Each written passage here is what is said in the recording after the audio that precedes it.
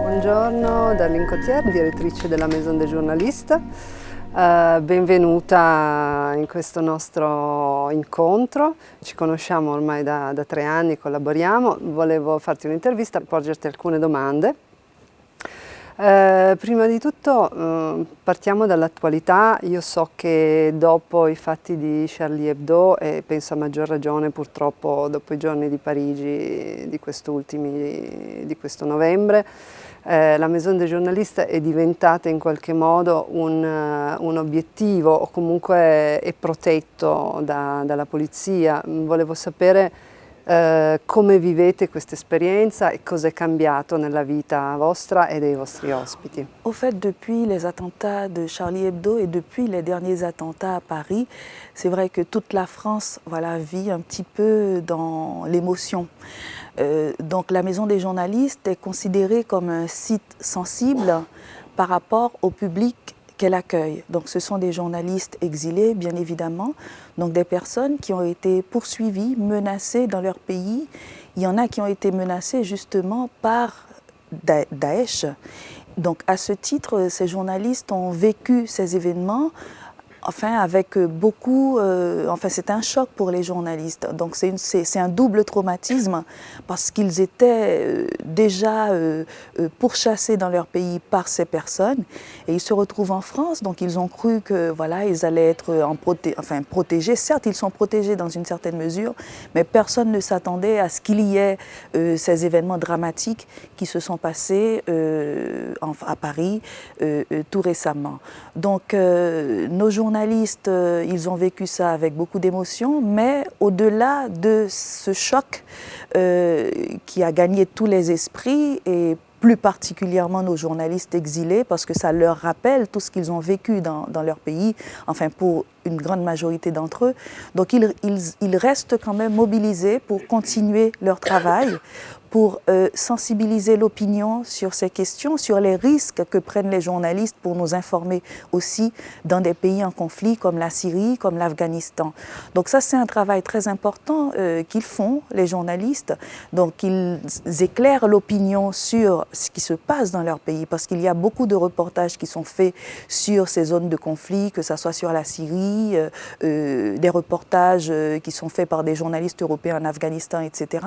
Mais les journalistes qui sont originaires de ces pays, donc ces journalistes exilés, ils apportent une information supplémentaire à la presse internationale parce qu'ils connaissent très bien la situation de leur pays. En fait, ils ont une double compétence. Ils sont journalistes, mais ils connaissent très bien les nuances de cette situation. Ils connaissent très bien leur région, leur pays.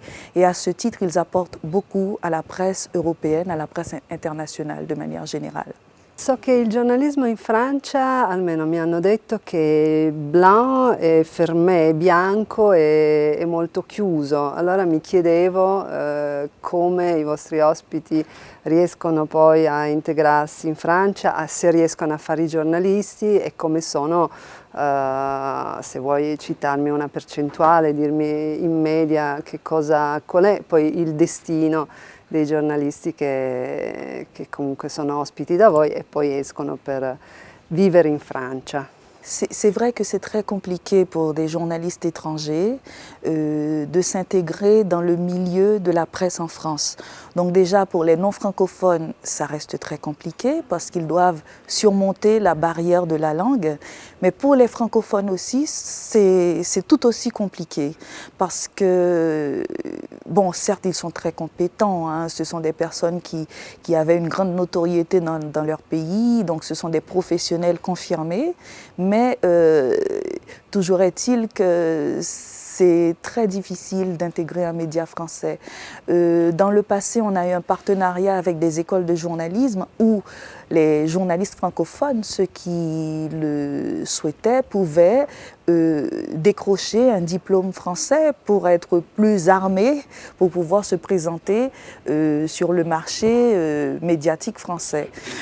Bon, ça avait marché pour quelques-uns, mais voilà, ça c'est très compliqué de ce côté-là. Donc du coup, les journalistes, enfin pour la plupart d'entre eux, ils se reconvertissent dans un autre domaine professionnel, même s'ils ont toujours à cœur de continuer leur métier. Donc c'est pour ça aussi que la Maison des journalistes a créé ce journal en ligne qui s'appelle L'œil de l'exilé, où les journalistes peuvent continuer à publier des articles, à partir en reportage. Donc nous avons également des partenariats avec des médias comme la revue Altermonde qui accueille une chronique de la Maison des journalistes. Donc à chaque fois, il y a un journaliste qui traite un sujet, soit en lien avec l'actualité internationale, un sujet, enfin un dossier sur son pays, ou tout simplement il fait une analyse d'un fait de société, enfin ça peut être sur la France. Donc là aussi, c'est une richesse parce que c'est le regard d'un journaliste étranger sur un phénomène de société, sur la politique française, sur l'actualité internationale. Volevo capire in questo periodo di terrorismo, in questo periodo di ISIS, diciamo, se l'affluenza, da che paesi provengono i giornalisti che vengono ospitati alla Maison des journalistes. Hai notato comunque un cambiamento in questo periodo? Alors, la Maison des journalistes est une sorte d'observatoire de la situation de la presse dans le monde, de la situation des conflits également. Donc, c'est vrai que depuis la crise syrienne, on a accueilli essentiellement des Syriens, donc beaucoup de Syriens, même si on a eu d'autres nationalités à côté.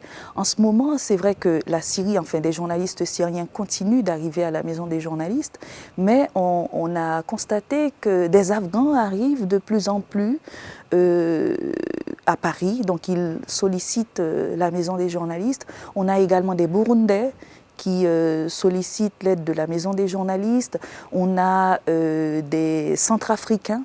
Donc vous voyez, c'est en lien avec la géopolitique, c'est en lien avec la lutte des peuples pour la démocratie. Donc il y a des pays qui ne sont pas forcément concernés par les conflits, par le terrorisme, mais le fait que des journalistes fassent des investigations sur des sujets de société, sur des sujets sensibles, donc ils ont été menacés à ce titre.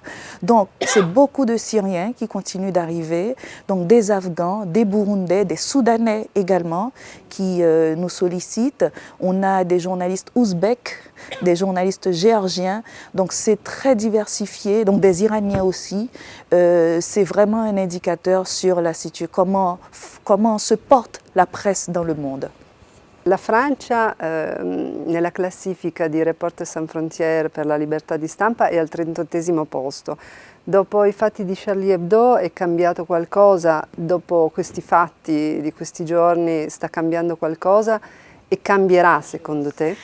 Alors, moi, ce que j'ai constaté, c'est qu'après Charlie, après les attentats surtout, après les derniers attentats à Paris, les journalistes prennent beaucoup de précautions dans le traitement de l'information, parce qu'il y a des médias qui ont été critiqués par rapport à la façon dont ils avaient couvert les événements de Charlie Hebdo.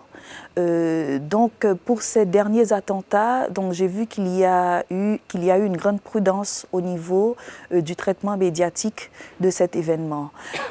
Donc la France, certes, est classée 38e pays dans le rapport de Reporters sans frontières sur la situation de la presse dans le monde.